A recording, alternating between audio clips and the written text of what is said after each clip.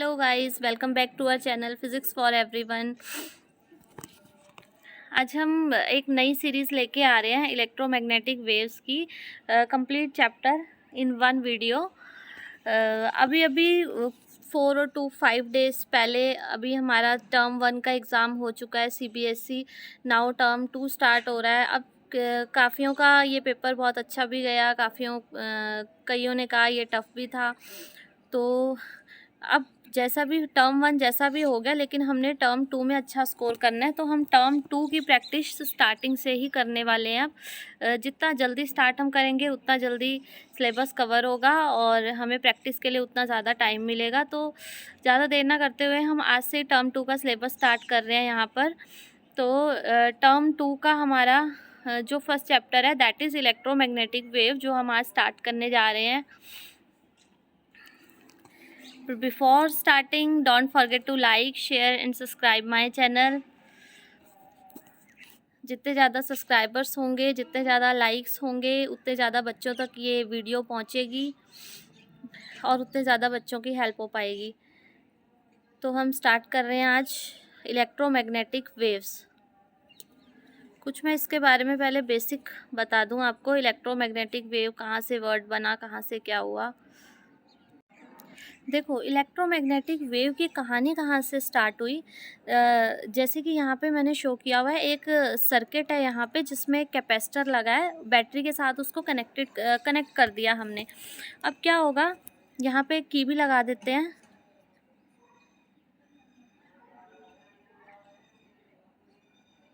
Tapping की लगा दी हमने यहाँ पे की के।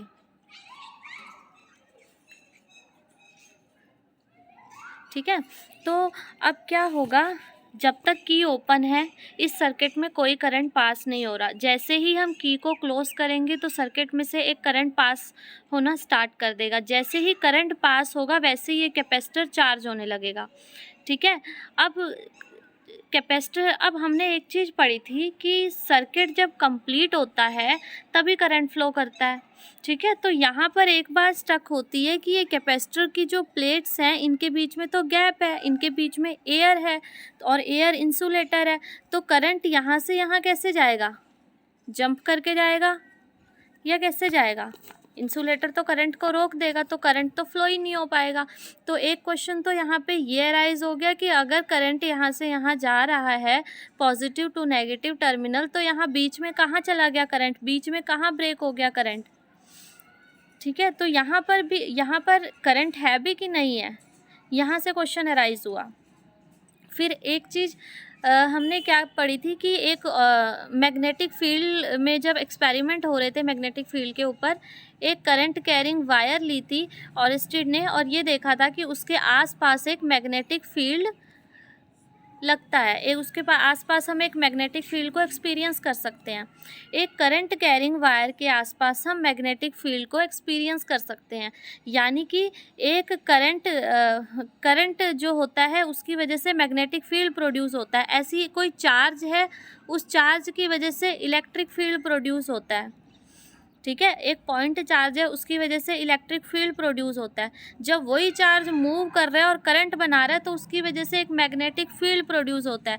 फिर हमने एक एक्सपेरिमेंट में, फैराडे ने एक एक्सपेरिमेंट में ये भी कहा था, जब उसने मैग्नेट को कॉइल के साथ दे के मारा था तो क्या हुआ था, जैसे ही उसने मैग्नेट को कॉइल पे मारा तो क्या हुआ, एकदम से फ्लक्स चेंज हुआ, मैग्नेटिक फ्लक्स में चेंज हुआ और एक इलेक्ट्रिक करंट प्रोड्यूस हुआ। तो अब फैराडे ने कहा कि जब मैग्नेटिक फील्ड के चेंज होने से करंट प्रोड्यूस हो सकता है, तो क्या करंट के चेंज होने से मैग्नेटिक फील्ड प्रोड्यूस हो सकता है? एक क्वेश्चन यहाँ पर ये भी आया था कि जैसे ही मैग्नेटिक फील्ड के चेंज होने से इलेक्ट्रिक करंट प्रोड्यूस हो रहा है, तो क्या ऐसे ही इलेक्ट्रिक करंट के चेंज होने से मैग्नेटिक फील्ड प्रोड्यूस होगा? ठीक है, और दूसरा, जब ऑरिस्टिड ने एक्सपेरिमेंट किया, एक चीज़ यहाँ पर ये भी देखी, हमने यहाँ पर 2 पॉइंट्स पे मैग्नेटिक फील्ड निकाला।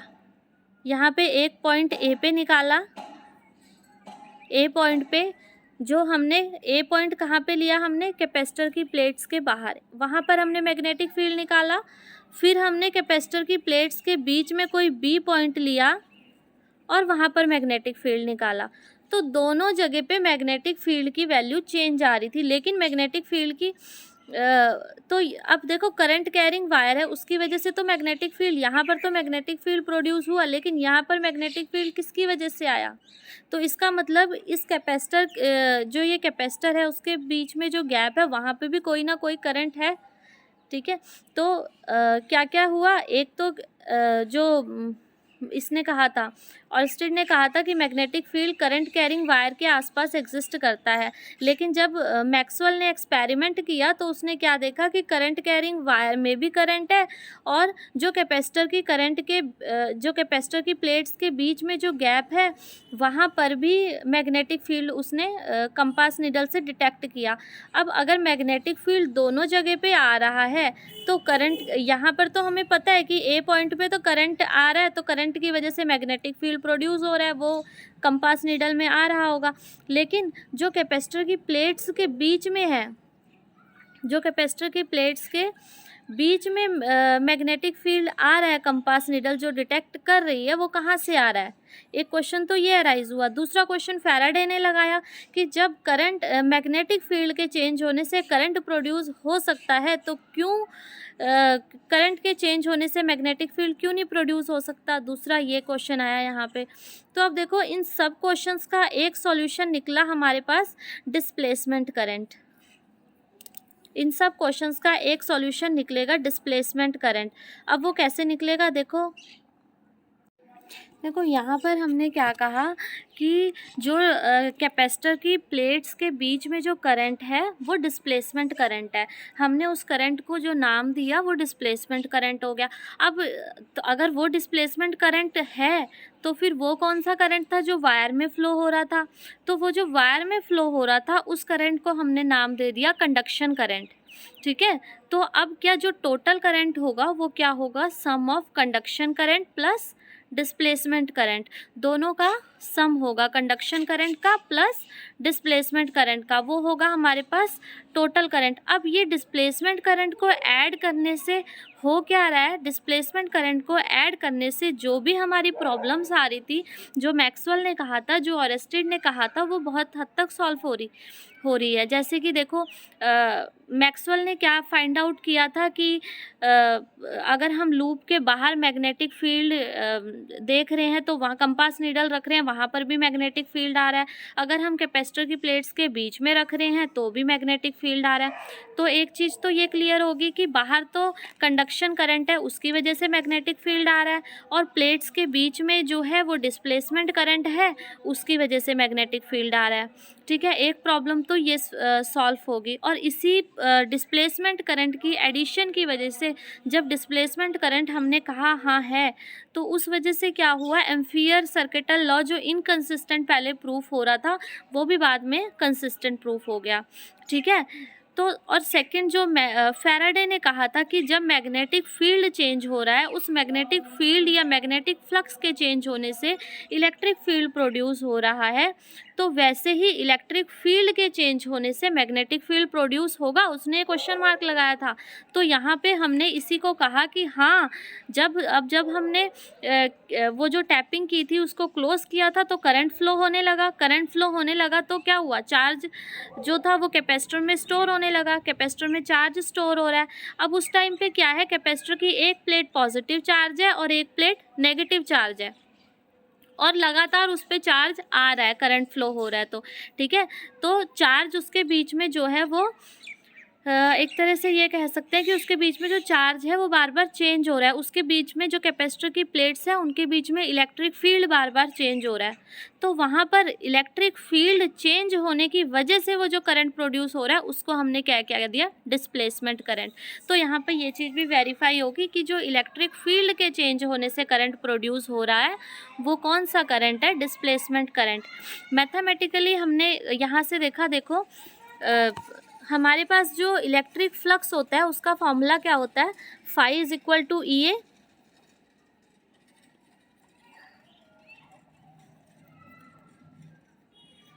Phi is equal to A होता है हमारे पास फॉर्मूला। ठीक है, और फ्लक्स हमने बाय गॉस लॉ से ये पढ़ा था कि फ्लक्स जो होता है क्यू बाय एप्सिलॉन नॉट के इक्वल होता है। ठीक है, तो फ्लक्स को हमने क्या लिख दिया, क्यू बाई एप्सिलॉन नॉट के इक्वल लिख दिया यहाँ से।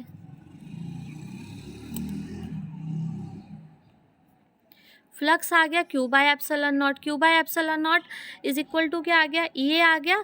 एप्सिलॉन नॉट को राइट हैंड साइड पे ले गए तो क्यू की वैल्यू हमारे पास क्या आ गई, एप्सिलॉन नॉट ई ए। अब हमें क्या फाइंड आउट करना है, करंट फाइंड आउट करना है। करंट क्या होता है, d q by D t, time rate of change of charge, या rate of flow of charge. तो d q by D t हमने क्या किया, क्यू को डिफ्रेंशिएट कर दिया। D q by D t हमारे पास क्या आएगा, epsilon naught d by D t किसका करा हमने, ई ए का। ई ए हमें अभी पता है product of electric field and area vector क्या होता है, फ्लक्स होता है, तो उसको हमने लिख दिया फाई। तो यहाँ पे ये जो अब ये जो देखो डी बाई डी टी यानी कि टाइम के साथ चेंज हो रहा है, क्या चेंज हो रहा है टाइम के साथ, फ्लक्स चेंज हो रहा है। यहाँ पे फ्लक्स कौन सा फ्लक्स लिया है हमने, इलेक्ट्रिक फ्लक्स लिया है, यानी कि टाइम के साथ क्या चेंज हो रहा है, इलेक्ट्रिक फ्लक्स चेंज हो रहा है। और इलेक्ट्रिक फ्लक्स के चेंज होने की वजह से जो करंट हमारे पास आ रहा है उसको हमने क्या कह दिया, डिस्प्लेसमेंट करंट। ठीक है, यानी कि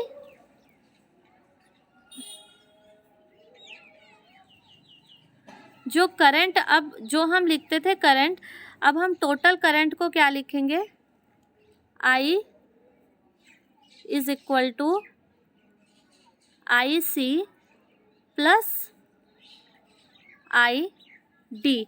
अब जो टोटल करंट होगा वो क्या होगा, conduction current plus displacement current. अब क्या कॉन्टिन्यूटी इक्वेशन भी वेरीफाई कर जाएगी, अब कॉन्टिन्यूटी इक्वेशन भी वेरीफाई कर जाएगी। एक क्वेश्चन हमने ये अराइज किया था कि कैपेसिटर की प्लेट्स के बीच में तो एयर है, वहाँ पर तो करंट है ही नहीं, वहाँ पे करंट है नहीं, तो कैसे वो करंट पूरे सर्किट में घूम रहा है। तो फिर उसका आंसर भी यही है कि जब करंट जो है वो पॉजिटिव टर्मिनल से निकल के जा रहा है, जहाँ तक कैपेसिटर की प्लेट है वहाँ तक कंडक्शन करंट है, ठीक है, वहाँ तक कंडक्शन करंट है, डिस्प्लेसमेंट करंट की वैल्यू वहाँ तक ज़ीरो है। और कैपेसिटर की प्लेट्स के बीच में कंडक्शन करंट ज़ीरो है, वहाँ पे हमारे पास क्या है, डिस्प्लेसमेंट करंट है। तो वहाँ पर हमारे पास क्या आ गया, डिस्प्लेसमेंट करंट आ गया। और फिर जैसे ही कैपेसिटर की सेकंड प्लेट आई और उसके आगे फिर से क्या आ गया, डिस्प्लेसमेंट करंट ज़ीरो आ गया, और हमारे पास कौन सा करंट आ गया, कंडक्शन करंट आ गया। तो टोटल करंट आई जो है वो हमारे पास वो कांस्टेंट रहा, यही कॉन्टिन्यूटी इक्वेशन में कहा था। ठीक है, थोड़ा यहाँ पे हम फास्ट कर रहे हैं।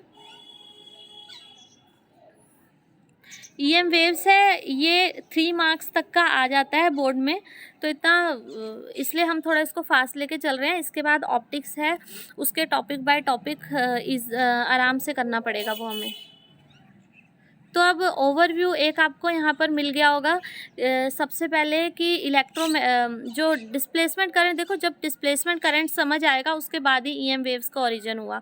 तो सबसे पहले तो यही 2-4 प्रॉब्लम्स आई थी जो मैंने डिस्कस की। तो डिस्प्लेसमेंट करंट के होने से ये क्या हुआ, सॉल्व होगी प्रॉब्लम्स। एक हमारा एम्फियर सर्किटल लॉ भी इनकन्सिस्टेंट आ रहा था। तो उसमें क्या था कि एम्फियर सर्किटल लॉ क्या था कि line integral of magnetic field over a close surface, वो क्या आ रहा था, म्यू नॉट आई के इक्वल आ रहा था। जब बाहर तो कंडक्शन करंट था लेकिन अंदर करंट नहीं था, तो वहाँ पे हम इसे ज़ीरो पुट करके बी की वैल्यू ज़ीरो निकाल रहे थे। तो यहाँ पे कहा था कि जो एम्फियर सर्किटल लॉ है वो भी इनकन्सिस्टेंट है। तो वहाँ पे ये कहा था कि कोई ना कोई टर्म मिसिंग है। तो कौन सी टर्म मिसिंग है, वो टर्म थी डिस्प्लेसमेंट करंट की। तो अब जो मॉडिफाइड एम्फियर सर्किटल लॉ आया उसमें हमने आई की जगह क्या लिख दिया, IC प्लस ID। ठीक है, तो ये जो हमारे पास लॉ है ये क्या है, modified ampere circuital law.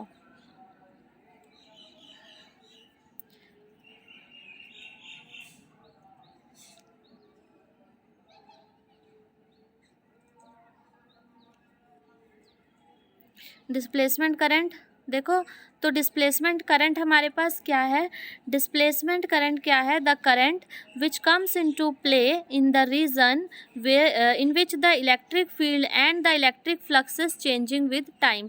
Displacement current कहाँ पे होगा, जहाँ पर इलेक्ट्रिक फील्ड टाइम के साथ चेंज कर रहा होगा या इलेक्ट्रिक फ्लक्स टाइम के साथ चेंज कर रहा होगा।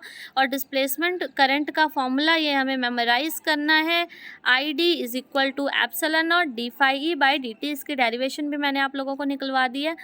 तो यहाँ पे क्या है, ऐसी लर्न हो जाएगा। ये देखो फ्लक्स के इलेक्ट्रिक फ्लक्स है, इलेक्ट्रिक फ्लक्स को हम रिप्रेजेंट करेंगे फाई ई से, मैग्नेटिक फ्लक्स को रिप्रेजेंट करते हैं फाई बी से। तो यहाँ पर इलेक्ट्रिक फ्लक्स है और डी बाई डी टी है, यानी कि इलेक्ट्रिक फ्लक्स के चेंज होने से जो करंट प्रोड्यूस हो रहा है वो कौन सा करंट है, डिस्प्लेसमेंट करंट। तो ये यहीं से लर्न हो जाता है, I D is equal to epsilon naught D phi E by D T. Numericals में भी ये फॉर्मूला यूज़ होगा, तो इसको लर्न करना। अब देखो डिस्प्लेसमेंट करंट की नीड क्यों पड़ी, यहाँ से हम थोड़ा सा एक बार देख लेते हैं।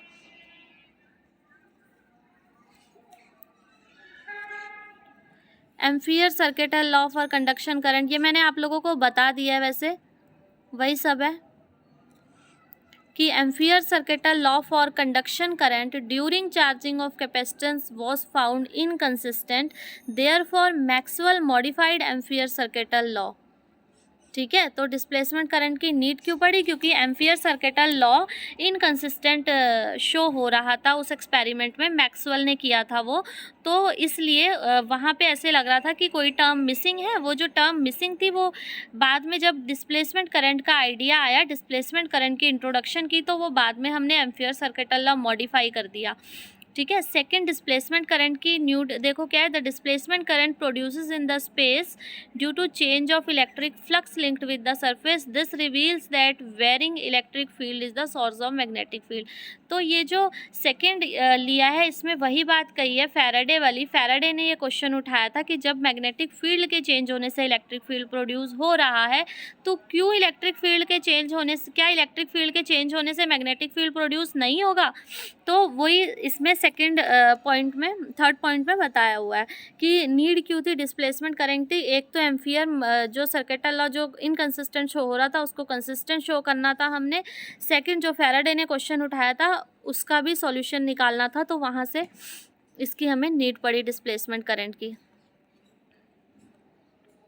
अब इसके बाद जो आइडिया आया था इलेक्ट्रोमैग्नेटिक वेव्स का, अब मैक्सवेल ने एक्सपेरिमेंट किया कि इलेक्ट्रिक फील्ड के अब पहले फैराडे ने कहा था कि मैग्नेटिक फील्ड के चेंज होने की वजह से इलेक्ट्रिक फील्ड प्रोड्यूस हो रहा है। अब मैक्सवेल ने कह दिया कि हाँ जैसे ये हो रहा है ऐसे इसका रिवर्स भी ट्रू है कि अगर हम इलेक्ट्रिक फील्ड को चेंज करेंगे तो मैग्नेटिक फील्ड प्रोड्यूस होगा। अब अगर हम दोनों को चेंज करें, इलेक्ट्रिक फील्ड भी चेंज करें, मैग्नेटिक फील्ड भी चेंज करें, तो क्या होगा। तो मैक्सवेल ने इलेक्ट्रोमैग्नेटिक वेव्स का कंसेप्ट यहाँ से दिया कि अगर इलेक्ट्रिक फील्ड और मैग्नेटिक फील्ड दोनों साइनसोइडली डायरेक्शन में, परपेंडिकुलर डायरेक्शन में ऑसिलेट कर रहे हैं, ठीक है, चेंज हो रहे हैं 90 डिग्री की डायरेक्शन पे, तो एक वेव प्रोड्यूस होगी जिसको हमने कहा इलेक्ट्रोमैग्नेटिक वेव।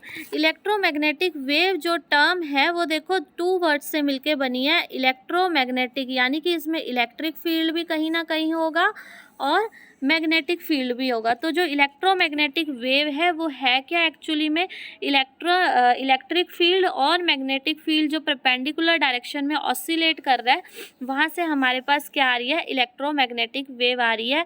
और मैक्सवेल ने ये भी कहा कि इलेक्ट्रिसिटी और मैग्नेटिज्म में आपस में कनेक्शन है, तभी इलेक्ट्रिक फील्ड से मैग्नेटिक फील्ड प्रोड्यूस हो रहा है और मैग्नेटिक फील्ड से इलेक्ट्रिक फील्ड प्रोड्यूस हो रहा है। और मैक्सवेल की सबसे अच्छी बात ये थी कि उसने कोई थ्योरी नहीं दी, उसने सिंपल 4 इक्वेशंस दी जिनको हम मैक्सवेल की 4 इक्वेशंस बोलते हैं। और मैक्सवेल ने वो जो 4 इक्वेशंस दी उसने उससे काफ़ी सारे लॉस को, मतलब ओनली मैथमेटिकल इक्वेशन से ही उन लॉस को एक्सप्लेन कर दिया। जितने भी लॉज हैं इलेक्ट्रोमैग्नेटिक के, इलेक्ट्रिसिटी के, मैग्नेटिज्म के, जितने भी लॉ हैं उसने उन 4 इक्वेशन से उसको एक्सप्लेन कर दिया। इसी को हमने मैक्सवेल इक्वेशन की ब्यूटी भी कहा कि जो मैथ्स है वो एक फ़िज़िक्स की लैंग्वेज होती है, maths is the language of physics, और उसने उसी ब्यूटी को यहाँ पर शो भी किया है। उसने इक्वेशंस कौन सी दी हमें, उसने हमें 4 इक्वेशंस दी हैं। नंबर फर्स्ट इक्वेशन उसने कौन सी दी, Gauss law in electrostatics. Gauss law in electrostatics क्या था, surface integral of electric field over a close surface is equal to 1/ε0 time charge enclosed by that close surface. ये था हमारे पास गॉस लॉ इन इलेक्ट्रोस्टैटिक्स। और इसका meaning क्या था, अगर हम इसका फिजिकल मीनिंग देखें तो क्या है कि ये देखो यहाँ पे एक चार्ज की वजह से क्या प्रोड्यूस हो रहा है, इलेक्ट्रिक फील्ड। ये भी तो हमने कहा था कि एक चार्ज इलेक्ट्रिक फील्ड प्रोड्यूस करता है, तो चार्ज की वजह से क्या प्रोड्यूस होता है, इलेक्ट्रिक फील्ड। और ईडीएस क्या होता है, फ्लक्स होता है, ठीक है। और फ्लक्स का फॉर्मूला भी यहाँ से क्या आया, Q/ε0। सेकेंड इक्वेशन उसने दी थी Gauss law in magnetism. Gauss law in magnetism क्या था, surface integral of magnetic field is equal to 0 over a close surface is 0। इसका मतलब क्या है कि जो मैग्नेटिक मोनोपोल है वो एग्जिस्ट नहीं करते, ठीक है। मैग्नेटिक मोनोपोल एग्जिस्ट नहीं करते, उसमें हमेशा दो पोल होते हैं, ये इस इक्वेशन ने बताया था। ये मैक्सवेल की सेकंड इक्वेशन है, गॉस लॉ इन मैग्नेटिज्म। और इसने ये भी बताया कि जो मैग्नेटिक फील्ड लाइन है वो क्या होती है, कॉन्टिन्यूस क्लोज्ड कर्व होती है, तभी जो B.ds की वैल्यू है वो 0 आ रही है। और इसी तरह जो फर्स्ट इक्वेशन है उससे ये शो हो रहा है कि जो इलेक्ट्रिक फील्ड लाइन्स हैं वो कॉन्टीन्यूस नहीं होती, वो पॉजिटिव चार्ज से स्टार्ट होके एंड हो जाती है नेगेटिव चार्ज पे, उसकी कुछ वैल्यू आ रही है ईडीएस की, फ्लक्स की, ठीक है। और जो अब देखो इलेक्ट्रोस्टैटिक मैग्नेटिज्म, अब दोनों में रिलेशन क्या है, वो Faraday law of electromagnetic induction third equation से रिप्रेजेंट करके उसने बताया। वो क्या है, line integral of electric field over a close surface is equal to -d∅/dt, यानी कि चेंज इन फ्लक्स। अब यहाँ पर ध्यान से देखो तो फ्लक्स क्या है, φb हमने लिया है यहाँ पर फ्लक्स। φb क्या है, मैग्नेटिक फ्लक्स है। मैग्नेटिक फ्लक्स के चेंज होने की वजह से इलेक्ट्रिक फील्ड प्रोड्यूस हो रहा है। यही फैराडे ने अपने एक्सपेरिमेंट में बताया था कि जैसे जैसे मैग्नेटिक फील्ड चेंज हो, फ्लक्स चेंज होगा, वैसे वैसे एक करंट प्रोड्यूस होगा, वहाँ इलेक्ट्रिक फील्ड प्रोड्यूस होगा। तो ये मैग्नेटिज्म और इलेक्ट्रिसिटी में एक कनेक्शन है। उसके बाद मॉडिफाइड एम्पियर सर्किटल लॉ अभी हमने पढ़ा। Line integral of magnetic field over a close surface, पहले μ0I होता था, अब हमने IC प्लस ID यहाँ पे ऐड कर दिया डिस्प्लेसमेंट करंट के आइडिया आने के बाद, जहाँ पे IC क्या है, कंडक्शन करंट। कंडक्शन करंट वो करंट है जो वायर्स में फ्लो होता है। डिस्प्लेसमेंट करंट वो करंट है जो इलेक्ट्रिक फील्ड के चेंज होने की वजह से कैपेसिटर की प्लेट्स के बीच में प्रोड्यूस हुआ। इलेक्ट्रिक फील्ड, इलेक्ट्रिक फ्लक्स के चेंज होने की वजह से जो करंट प्रोड्यूस हो रहा है वो कौन सा करंट है, डिस्प्लेसमेंट करंट है। जब डिस्प्लेसमेंट करंट होगा वहाँ पे कंडक्शन करंट 0 होगा, जब कंडक्शन करंट होगा वहाँ पर डिस्प्लेसमेंट करंट 0 होगा। तो ये जो चार मैक्सवेल इक्वेशन लॉ, जो ये 4 इक्वेशंस दी थी मैक्सवेल ने, ये चारों इन्हीं को बोलते हैं हम मैक्सवेल इक्वेशन इन इलेक्ट्रोमैग्नेटिक, और बहुत इंपॉर्टेंट भी हैं ये चारों इक्वेशन।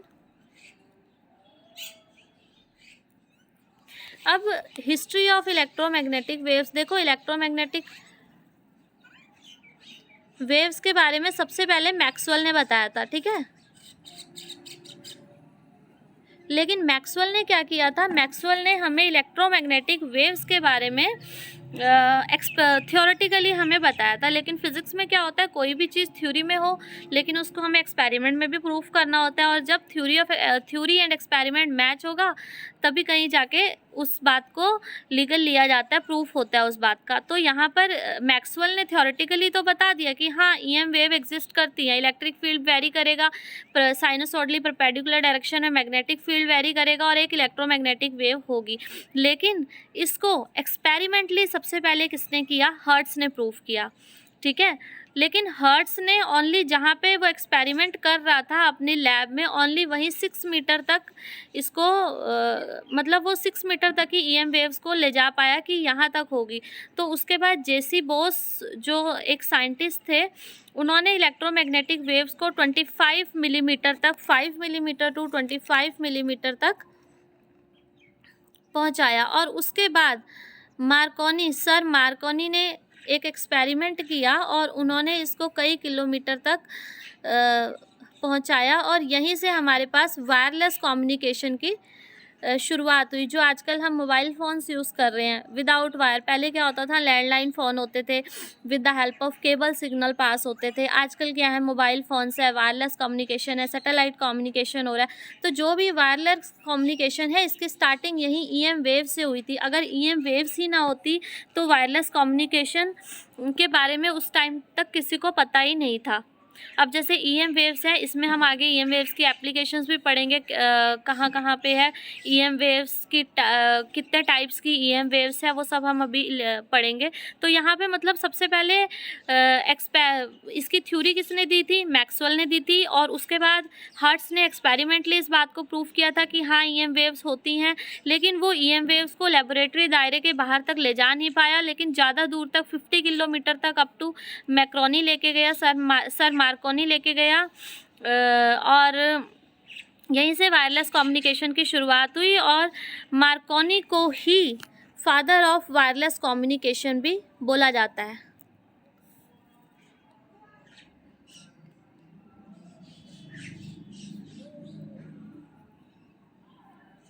अब EM वेव्स होती क्या है, देखो EM वेव्स में क्या है, दो चीज़ें होंगी, इलेक्ट्रिक फील्ड और मैग्नेटिक फील्ड। ठीक है, इलेक्ट्रिक फील्ड होगा, मैग्नेटिक फील्ड होगा। इलेक्ट्रिक फील्ड और मैग्नेटिक फील्ड दोनों परपेंडिकुलर डायरेक्शन में ऑसिलेट कर रहे होंगे, और उन दोनों के ऑसिलेशन करने की वजह से एक नई वेव प्रोड्यूस हो रही है, जिस वेव को हमने क्या कह दिया, EM वेव। तो EM wave are nothing but a type of wave that propagate energy from one place to another, but the only difference here is that these waves are created due to disturbance of electric and magnetic field, electric और magnetic field के disturb. ठीक है, यहाँ पर हम figure में देख भी रहे हैं कि एक हमें यहाँ पे ऑरेंज से शो किया है और एक हमें यहाँ स्काई ब्लू से शो किया है। तो इसमें से एक क्या है, इलेक्ट्रिक फील्ड है, एक मैग्नेटिक फील्ड है, दोनों परपेंडिकुलर डायरेक्शन में ऑसिलेट कर रहे हैं। देखो ऑरेंज वाला जो है ये ऐसे है, और दूसरा जो है वो उससे परपेंडिकुलर डायरेक्शन में है, और इन दोनों के परपेंडिकुलर डायरेक्शन में EM वेव प्रोड्यूस होगी। जैसे अगर इलेक्ट्रिक फील्ड x डायरेक्शन में है, मैग्नेटिक फील्ड y डायरेक्शन में है, तो इलेक्ट्रोमैग्नेटिक वेव होगी वो z डायरेक्शन में प्रोड्यूस होगी। तीनों ये आपस में म्यूचुअली परपेंडिकुलर होंगे। ठीक है, और यहाँ पे क्या है, अब देखो जो इलेक्ट्रिक फील्ड है वो ऑसिलेट कर रहा है, और हमने कहा इलेक्ट्रिक फील्ड की वजह से मैग्नेटिक फील्ड प्रोड्यूस होता है, मैग्नेटिक फील्ड की वजह से इलेक्ट्रिक फील्ड प्रोड्यूस होता है, और दोनों की वजह से EM वेव प्रोड्यूस होती हैं। ठीक है, तो इलेक्ट्रिक फील्ड वाइब्रेट ऑसिलेट कर रहा है, उसकी वजह से मैग्नेटिक फील्ड प्रोड्यूस हो रहा है, मैग्नेटिक फील्ड 90 डिग्री पे ऑसिलेट कर रहा है, उसकी वजह से इलेक्ट्रिक फील्ड प्रोड्यूस हो रहा है, और दोनों ऑसिलेट कर रहे हैं। एक ऑसिलेटिंग चार्ज की वजह से EM वेव प्रोड्यूस हो रही है। ठीक है, एक बात यहाँ पर यह भी देखना कि एक सिंगल चार्ज है, उस सिंगल चार्ज की वजह से ओनली इलेक्ट्रिक फील्ड होगा, मैग्नेटिक फील्ड नहीं होगा। ठीक है, ओनली सिंगल चार्ज की वजह से इलेक्ट्रिक फील्ड होगा। अगर वो चार्ज मूव कर रहा है, करंट बना रहा है, तो उस करंट की वजह से क्या आएगा, मैग्नेटिक फील्ड आएगा। ठीक है, करंट की वजह से मैग्नेटिक फील्ड आएगा। मैग्नेटिक फील्ड में जब चेंज होगा उसकी वजह से करंट प्रोड्यूस होगा। ऐसे ही जब ओनली करंट की वजह से, अब मैग्नेटिक फील्ड की वजह से करंट नहीं प्रोड्यूस होगा, चेंज इन मैग्नेटिक फील्ड की वजह से करंट प्रोड्यूस हुआ। ठीक है, ऐसे चेंज इन इलेक्ट्रिक फील्ड की वजह से मैग्नेटिक फील्ड प्रोड्यूस हुआ, करंट डिस्प्लेसमेंट करंट प्रोड्यूस हुआ, सॉरी। तो ये कुछ इलेक्ट्रोमैग्नेटिक वेव के बारे में हमने डिस्कस किया। अब इलेक्ट्रोमैग्नेटिक वेव्स जो हैं उनकी कुछ प्रॉपर्टीज़ हैं। देखो क्या है, सबसे फर्स्ट प्रॉपर्टी तो क्या है कि these waves are transverse in nature. ठीक है, ट्रांसवर्स है नेचर में। ट्रांसवर्स वेव्स कौन सी होती हैं, जिसमें क्या होता है, पार्टिकल्स की ऑसिलेशन की जो डायरेक्शन है वो और वेव के प्रोपेगेशन की डायरेक्शन दोनों में 90 डिग्री का एंगल बनता है। यानी कि अगर पार्टिकल x डायरेक्शन में ऑसिलेट कर रहे हैं तो y डायरेक्शन में वेव प्रोपेगेट कर रही है उससे परपेंडिकुलर डायरेक्शन में। ठीक है, ये हमने कहा कि ये क्या है, ट्रांसवर्स नेचर है EM वेव्स का। सेकंड हमने कहा कि ये स्पीड ऑफ लाइट से ट्रैवल करती हैं 3 × 10⁸ मीटर पर सेकंड। इनको ट्रैवल करने के लिए कोई मीडियम की ज़रूरत नहीं होती। ठीक है, वैक्यूम में से भी ये ट्रैवल कर सकती हैं। थर्ड ये है, अगर वैक्यूम में से ट्रैवल कर सकती हैं तो उनकी वैक्यूम में स्पीड कितनी होगी, तो ये स्पीड का फॉर्मूला यहाँ से c = 1/, under root mu naught और एप्सिलॉन नॉट होता है। म्यू नॉट क्या होता है? परमिएबिलिटी, और एप्सिलॉन नॉट क्या होता है? परमिटिविटी। यहाँ से सी का फॉर्मूला एक ये भी होता है, ई नॉट बाय बी नॉट। ठीक है, तो ये 2-4 फॉर्मूलेज हैं, ये आपको इसमें से लर्न करने हैं। और क्या होता है इलेक्ट्रोमैग्नेटिक वेव की property? Electromagnetic wave equal energy carry करती है इलेक्ट्रिक और मैग्नेटिक फील्ड में। ठीक है, इलेक्ट्रोमैग्नेटिक, यहाँ पे एक पॉइंटिंग वेक्टर भी हम इसकी बात भी कर रहे हैं, पॉइंटिंग वेक्टर की। पॉइंटिंग वेक्टर क्या होता है? पॉइंटिंग वेक्टर जो होता है वो इलेक्ट्रिक फील्ड और मैग्नेटिक फील्ड दोनों की डायरेक्शन के परपेंडिकुलर होता है, और ये क्या शो करता है कि कितनी एनर्जी ट्रांसपोर्ट हो रही है वेव में। जो इलेक्ट्रोमैग्नेटिक वेव मूव कर रही है वो उसमें कितनी एनर्जी ट्रांसपोर्ट हो रही है। वेव क्या करती है? एनर्जी को एक प्लेस से दूसरी प्लेस में लेके जाती है, तो वो कितनी एनर्जी ट्रांसपोर्ट कर रही है वो क्या बताता है? वो कौन बताता है? Poynting vector. ठीक है, नेक्स्ट देखो इलेक्ट्रोमैग्नेटिक स्पेक्ट्रम। इलेक्ट्रोमैग्नेटिक स्पेक्ट्रम, अब देखो इलेक्ट्रोमैग्नेटिक स्पेक्ट्रम क्या होता है, यहाँ देखते हैं पहले हम। यहाँ पे देखो क्या क्या है हमारे पास। इलेक्ट्रोमैग्नेटिक स्पेक्ट्रम में हर टाइप की वेव्स होंगी। ठीक है, गामा रेज आ गई, यहाँ पे हमारे पास एक्सरे आ गई, यूवी अल्ट्रा वायलेट रेज आ गई, IR infrared, visible light, radio waves. तो ये जो सारी वेव्स को हमने क्या किया? अरेंज कर दिया, उनकी वेवलेंथ और फ्रिक्वेंसी के बेस पे हमने अरेंज कर दिया। तो इस पूरे को हमने क्या कह दिया? स्पेक्ट्रम है, इलेक्ट्रोमैग्नेटिक स्पेक्ट्रम। तो इसकी डेफिनेशन क्या बनी? The range of all EM waves is known as electromagnetic spectrum. जितनी भी ईएम वेव्स हैं उनकी रेंज क्या है? वो क्या है? Electromagnetic spectrum. अब इसमें हमने क्या किया है देखो,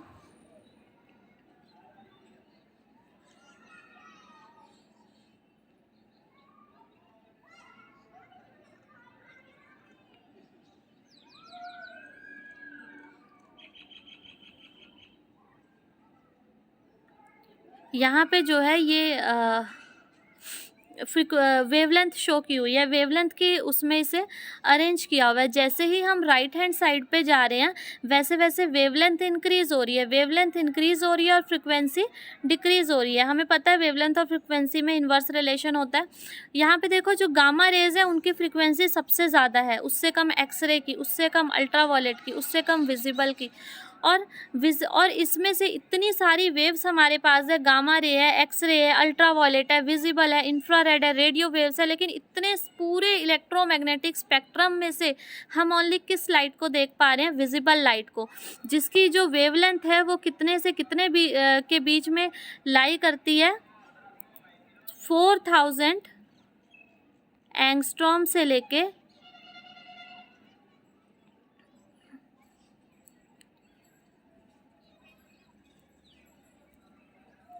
4000 एंगस्ट्रॉम से 8000 एंगस्ट्रॉम के बीच में ये लाई करती है। ठीक है, तो हम पूरे इलेक्ट्रोमैग्नेटिक स्पेक्ट्रम में से सिर्फ एक पार्ट देख पा रहे हैं, ओनली छोटा सा, जिसको हमने कह दिया विजिबल लाइट। ऐसे हम कहते हैं सन से 3 टाइप की रेडिएशन आती है। कौन कौन सी? अल्ट्रावायलेट रेडिएशन आती है, विजिबल आती है और इंफ्रारेड। तो ये 3 तो हमने सन से ही पढ़ी है। तो इसमें अल्ट्रावायलेट रेडिएशंस कौन सी होती हैं? देखो अल्ट्रावायलेट रेडिएशन से क्या होता है, जैसे जो स्किन कैंसर है वो अल्ट्रावायलेट रेज हम कहते हैं बहुत हार्मफुल रेज होती हैं।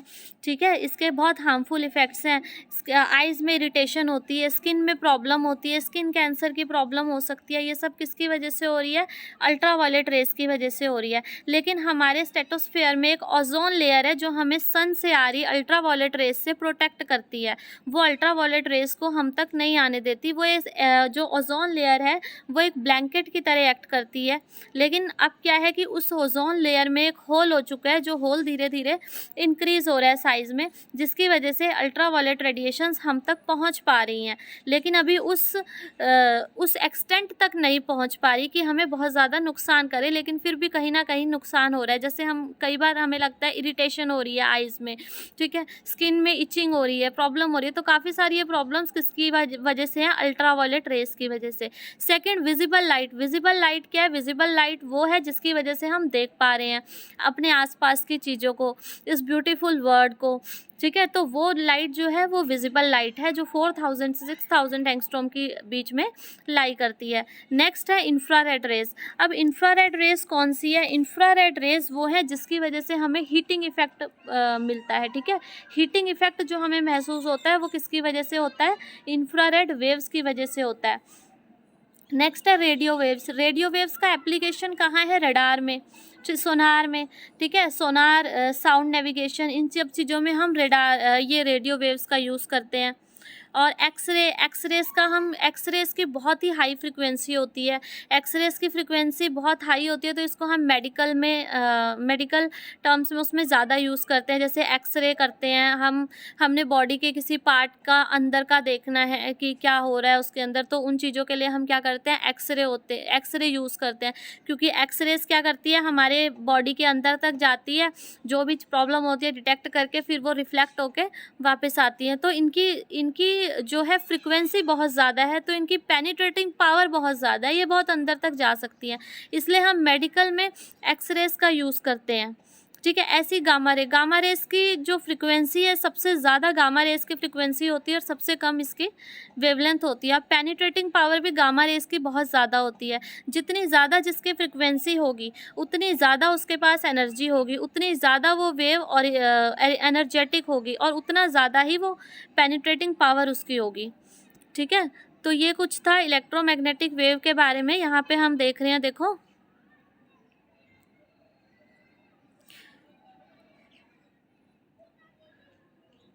ये है, देखो रेडियो वेव्स कहाँ यूज़ हो रही हैं? Use to broadcast radio and television. ये जो भी वायरलेस कम्युनिकेशन हो रहा है उसमें रेडियो वेव्स का यूज़ है। जो भी ये टेलीविज़न, रेडियो वगैरह वायरलेस हो रहा है, फ़ोन कम्युनिकेशन हो रहा है, सब रेडियो वेव्स की वजह से हो रहा है। माइक्रोवेव्स हैं, माइक्रोवेव्स में क्या है? कुकिंग में हम माइक्रोवेव ओवन यूज़ करते हैं कुकिंग के लिए, उसमें माइक्रोवेव्स का यूज़ होता है, ठीक है। और इसकी फ्रिक्वेंसी माइक्रोवेव्स की बहुत ज़्यादा होती है, वेवलेंथ बहुत कम होती है, अप्रॉक्सीमेटली 0.1 एंगस्ट्रॉम। रेडार में यूज़ होता है, टेलीफोन सिग्नल्स में, इसमें इंफ्रारेड मैंने बताया था अभी हीटिंग इफेक्ट प्रोड्यूस करता है, तो ये कहाँ यूज़ होता है? फायर्स में, फायर रेडिएटर में, इन सब में इंफ्रारेड यूज़ होता है। विजिबल लाइट की वजह से तो हमें पता ही है, जो भी चीज़ें हम देख पा रहे हैं वो विजिबल लाइट की वजह से देख पा रहे हैं। नेक्स्ट अल्ट्रावायलेट रेज का क्या है? It is absorb by skin and used in fluorescent tubes में भी अल्ट्रावायलेट रेज का यूज़ होता है।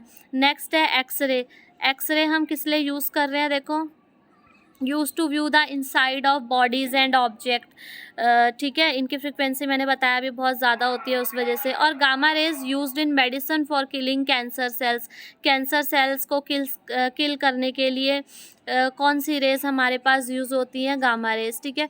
तो आज हमने इलेक्ट्रोमैग्नेटिक वेव कहाँ से ओरिजिनेट हुई, कहाँ से उसका ओरिजिन हुआ, मैक्सवेल ने क्या कहा, फैराडे ने क्या कहा, एक कंप्लीट हमने इलेक्ट्रोमैग्नेटिक वेव के बारे में कुछ डिस्कशन किया। कुछ टॉपिक इस चैप्टर में से कट भी गए हैं जो पहले थे, ठीक है। जैसे डिस्प्लेसमेंट करंट का ही था एक टॉपिक, तो ये भी कटा है, लेकिन मैंने बता दिया क्योंकि आज ना सही ये कहीं ना कहीं आप लोगों के काम आएगा। हमारी सीबीएसई में ना आए तो नीट की प्रिपरेशन में कहीं ना कहीं अगर कंसेप्ट क्लियर है तो हम न्यूमेरिकल्स भी सॉल्व कर सकते हैं, ठीक है। कंसेप्ट क्लियर करना बहुत ज़रूरी है, कंसेप्ट क्लियर होंगे तभी हम दूसरी किसी चीज़ पे एप्लीकेशन बेस्ड क्वेश्चंस आ गए हमारे पास या न्यूमेरिकल प्रॉब्लम आ गई, अगर हमारे कंसेप्ट ही क्लियर नहीं है तो वो हम आगे सॉल्व ही नहीं कर सकते उसको। इसलिए चाहे सिलेबस में से कट भी गया लेकिन करनी हमें हर चीज़ है। फॉर नीट के पर्पज़ से या आईआईटी जेई के पर्पज़ से हमें हर टॉपिक लेके चलना है, ठीक है। तो इसलिए मैंने लगभग हर चीज़ यहाँ पे कवर करवा दिया। एक टॉपिक शायद नहीं हुए हैं, 1-2 टॉपिक, वो मैं फिर नेक्स्ट वीडियो में कवर कराऊँगी। ये वीडियो बहुत लंबी हो गई है तो हम इसको यहीं पर एंड करते हैं, ठीक है। तो अगर कोई भी प्रॉब्लम हो तो आप कमेंट सेक्शन में पूछ सकते हैं। थैंक यू फॉर वॉचिंग, और इसको चैनल को लाइक, शेयर और सब्सक्राइब करना, बेल नोटिफिकेशन को ऑन करना, ताकि जो भी वीडियोस आ रही हैं उन सब की नोटिफिकेशन आप लोगों को मिलते रहें और आप हमारे चैनल से जुड़े रहें। Thank you for watching.